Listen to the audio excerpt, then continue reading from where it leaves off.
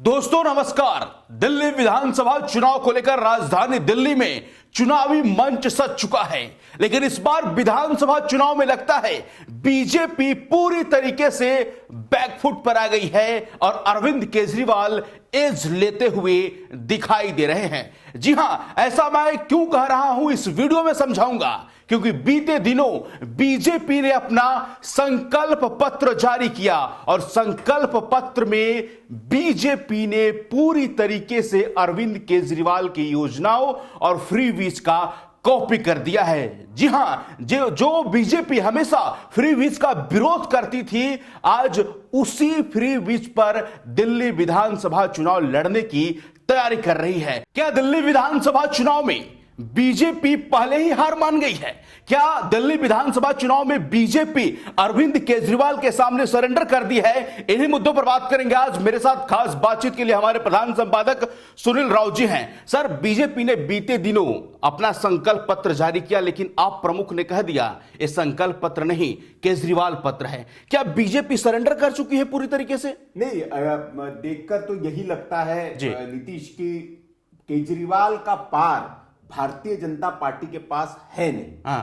वो कांग्रेस को जिस आक्रामक मोड़ में घेरती है या बाकी दलों के खिलाफ जिस तरह की रणनीति बनाती है, केजरीवाल की रणनीतियों के आगे कहीं ना कहीं सरेंडर नजर आती है। देखिए, केजरीवाल भारतीय जनता पार्टी के पिच पर आकर खेल रहे हैं और भारतीय जनता पार्टी को अपनी पिच पर आकर खेलने के लिए मजबूर कर रहे हैं।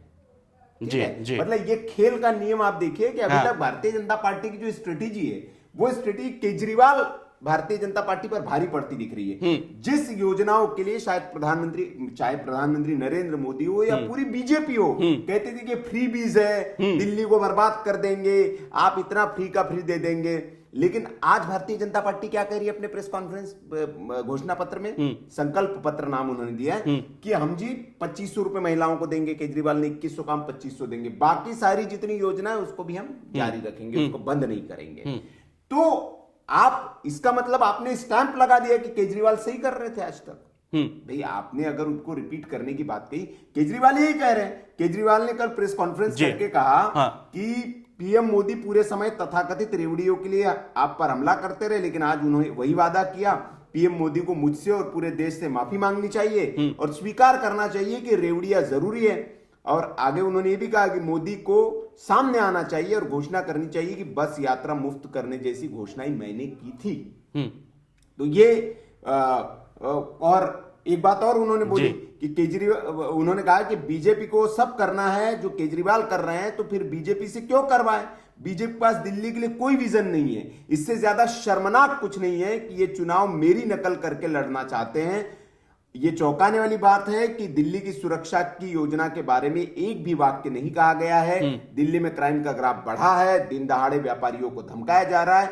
इन सब बातों पर एक शब्द भी नहीं लिखा गया है, केजरीवाल कह रहे हैं। जाहिर सी बात है, आपने अपना घोषणा पत्र जारी करके वॉकओवर दे दिया है। अब केजरीवाल उसको बुनाते फिरेंगे कि लो जी, जो मैं कर रहा हूं वही करना है, तो मेरे से ही करवाओ भाई, मैं तो कर ही रहा हूं। तो सवाल यह है कि क्या बीजेपी दिल्ली प्रमुख वीरेंद्र सचदेवा के पास कोई नैरेटिव नहीं है? सर, कोई अपना विजन नहीं है, कॉपी पेस्ट कर रहे हैं आम आदमी पार्टी का? नहीं, यही सवाल है कि ये जो मुखिया बनाया है जिनको भारतीय जनता पार्टी का, देखिए नरेंद्र मोदी के नाम पर जो लोकसभा का चुनाव लड़ा गया, सातों की सातों सीट जीत गई बीजेपी। अब विधानसभा का चुनाव मोदी के नाम पे नहीं लड़ा जा सकता ना, आपके पास चेहरा होना चाहिए। और जिम्मेदारी अभी किसकी है?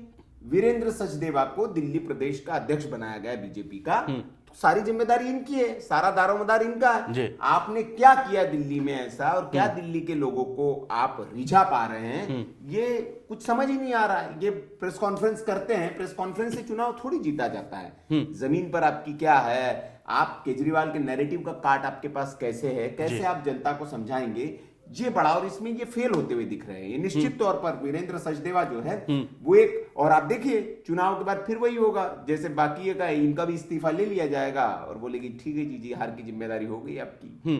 तो ये, लेकिन सचदेवा जी की ओर से जो आक्रामकता, जो केजरीवाल के खिलाफ, जबकि बहुत एज था भारतीय जनता पार्टी के पास, जिस तरह का दिल्ली में माहौल था, अरविंद केजरीवाल जब जेल चले गए और उसके बाद जो माहौल बना था दिल्ली में आम आदमी पार्टी के विरोध, कई सारे नेता उनके चले गए, उसको ये भुनाने में नाकाम रहे। और उसका फायदा जो है, आप देखिए, वो कहते हैं ना कि अरविंद केजरीवाल ने जेल से आने के बाद ऐसा माहौल बदला, ऐसा माहौल पलटा कि नैरेटिव ही चेंज हो गया है और भारतीय जनता पार्टी कहीं टिक नहीं रही है। ऐसे ऐसे पत्ते केजरीवाल फेंक रहे हैं लगातार। अब स्टूडेंट्स के लिए नया ऐलान कर दिया उन्होंने। कोई वर्ग ऐसा नहीं है जिसको वो छोड़ रहे हैं। महिलाओं के लिए है, स्टूडेंट्स के लिए, पुजारी पंडितों के लिए।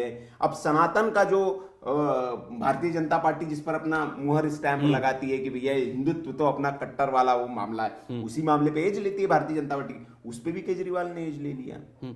जिस तरीके से सर लिस्ट आया कैंडिडेट का, बीजेपी ने सारे लिस्टों की घोषणा कर दी। एक जगह से एलजेपीआर लड़ रही है, एक जगह से जेडीयू।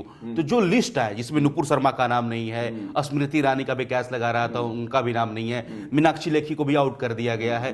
तो जिस तरीके से बीजेपी की लिस्ट आई है, तो क्या फाइट है, दिख रही है आपको फाइट? लेकिन नए नए चेहरों को टिकट दिया है भारतीय जनता पार्टी। कुछ पुराने दिग्गजों को भी लड़ा रहा है, लेकिन नए नए चेहरों को टिकट दिया है भारतीय जनता पार्टी ने। और जिस तरह से आम आदमी पार्टी का कैंपेन है ग्राउंड पर, आम आदमी पार्टी के कैंडिडेट्स का काम है, क्योंकि लंबे वक्त पहले उनकी टिकटें तय थी और वो ग्राउंड पर मजबूती से लगे हुए हैं। आपका उम्मीदवार अभी आया है, वो नया है, मतलब आपके ग्राउंड पर मीनाक्षी लेखी बड़ा नाम है, ठीक है, तो उसकी तो एक ग्राउंड पे पकड़ है, उसको आपने टिकट नहीं दिया। भाई स्मृति ईरानी को जैसे कहा गया, चेहरा तो है ही बड़ा, अमेठी से हार गई, वो बात अलग है। कहा गया कि दिल्ली में मुख्यमंत्री का उनको दावेदार लाया जा सकता है, लेकिन भारतीय जनता पार्टी की हो सकता है इसमें कोई रणनीति की, नए नए पार्षदों को ज्यादा टिकट दिया है इन लोगों ने, तो नए चेहरों को उतारा गया, युवा चेहरों को उतारा गया है। तो उससे भाई चलो एक नया कुछ फेंक के देखते हैं हम, उसका कुछ काट लगे। लेकिन जो एक स्थापित नेता है आम आदमी पार्टी के, जो चुनाव लड़ रहे लगातार तरीके से, क्षेत्र में काम कर रहे, लोगों की समस्याओं को सुन रहे हैं, और जाहिर सी बात है कि दिल्ली में जब ग्राउंड पर जा रहे हैं तो लोग कह रहे हैं कि काम तो हुआ है, केजरीवाल ने काम तो किया है। कह रहे बिजली फ्री तो मिल ही रही है, पानी फ्री मिल ही रहा है, महिलाएं कह रही है कि यार बस में हमको पैसा नहीं लगता है दफ्तर जाने के लिए या कहीं पे भी हम जाते हैं। तो केजरीवाल की योजनाओं का जो हितग्राही वर्ग है वो बहुत बड़ा वर्ग बन गया है दिल्ली में, और उसकी काट भारतीय जनता पार्टी के पास नहीं है। भारतीय जनता पार्टी की जो सबसे बड़ी कमजोरी है दिल्ली में नीतीश, वो है नेता विहीन भारतीय जनता पार्टी।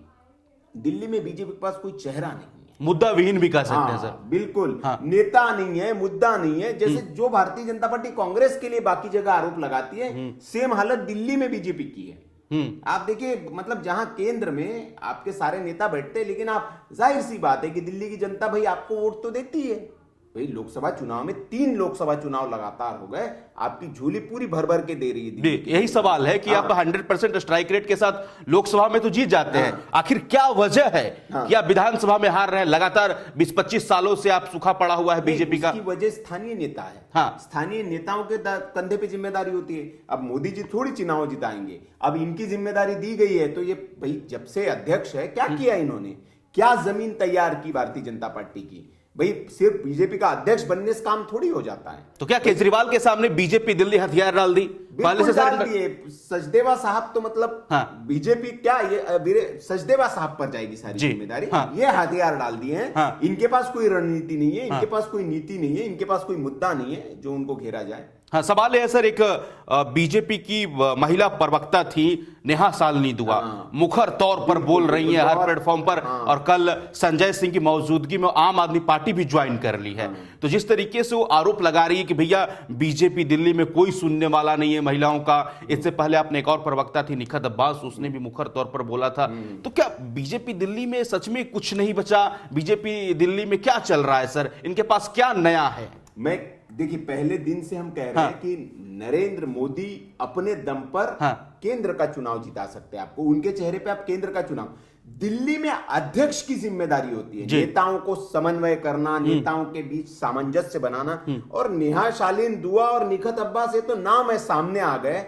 मैं पहले दिन से आपको कह रहा हूं कि दिल्ली में चुनाव अगर कोई बीजेपी को हराएगा तो बीजेपी के नेता हराएंगे, क्योंकि इतना असंतोष है बीजेपी के नेताओं के बीच में। एक देखिए, एक के आंसू निकल पड़े बेचारे का, टिकट कहीं से काट के आपने कहीं और भेज दिया, ठीक है, वो सार्वजनिक मंच पर रोया है, और उसकी आह जो होगी, क्या लगता है आपको, नहीं लगेगी। बाकी और भी कई नेता हैं, उन नेताओं ने मेहनत की ग्राउंड पे, उनको टिकट नहीं दिया आपने, कईयों को टिकट दे दिया। तो ये जो रिपोर्ट केंद्र में दे रहे हैं जी, तो ये जो सारा हार का जिम्मा इनके सर पे आएगा। जिस तरीके से अरविंद केजरीवाल है सर, हर वर्ग को साध रहे हैं। हाँ। रोज 12 बजे आते हैं, कहते हैं कि मैं इसी पे आ रहा था जो नेहा शालीन दुआ वाला बात आपने कहा कि नेहा शालीन दुआ बड़ा तेज तर्रार प्रवक्ता थी भारतीय जनता पार्टी की, और ऐसे व्यक्ति को आप जाहिर तौर पर सबको आप टिकट नहीं दे सकते, सबको टिकट देना संभव भी नहीं है चुनाव में, और सब हर नेता की इच्छा होती है कि भाई मैं चुनाव लड़ूं, लेकिन वो नाराज हो रहा है, वो इस हद तक नाराज हो रहा है कि वो रोकर दूसरे की पार्टी में चला जाए, तो यह आपका फेलियर है कि उसको आप पार्टी में नहीं रोक पा रहे हैं।